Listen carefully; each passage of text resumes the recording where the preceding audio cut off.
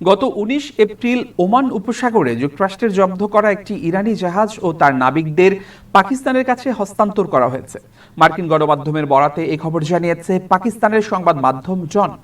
United states central কমান্ডের মুখপাত্র captain team Hawkins জানিয়েছেন, এমভি টুস্কা নামের জাহাজটি ২২ জন নাবিককে পাকিস্তানের মাধ্যমে ইরানে ফেরত পাঠানো হচ্ছে। এর আগে ৬ জন যাত্রীকে অন্য একটি আঞ্চলিক দেশে পাঠানো হয়েছিল। এদিকে মার্কিন প্রেসিডেন্ট ডোনাল্ড ট্রাম্প হরমুজ প্রণালীতে আটকে পড়া জাহাজগুলোকে সহায়তা করার ঘোষণা দেওয়ার পর ইরানের সামরিক বাহিনী যুক্তরাষ্ট্রকে ওই জলপথে প্রবেশ না করার কঠোর সতর্কবার্তা দিয়েছে।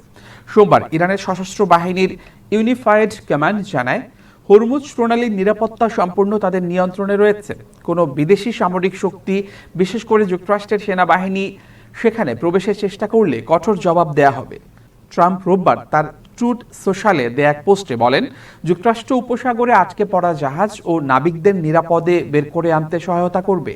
তিনি জানান, প্রায় ২ মাস ধরে চলা যুক্তরাষ্ট্র, ইসরায়েল ও ইরান সংঘাতের কারণে গুরুত্বপূর্ণ এই জলপথে অনেক জাহাজ, খাদ্য ও প্রয়োজনীয় সরবরাহ সংকটে পড়েছে।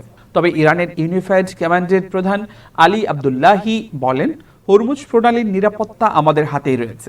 জাহাজ চলাচল করতে হলে অবশ্যই সশস্ত্র বাহিনীর সঙ্গে সমন্বয় করতে হবে। যে কোনো বিদেশি বাহিনী, বিশেষ করে আগ্রাসী মার্কিন সেনাবাহিনী যদি এই প্রণালীতে প্রবেশের চেষ্টা করে, তবে তাদের উপর হামলা চালানো হবে।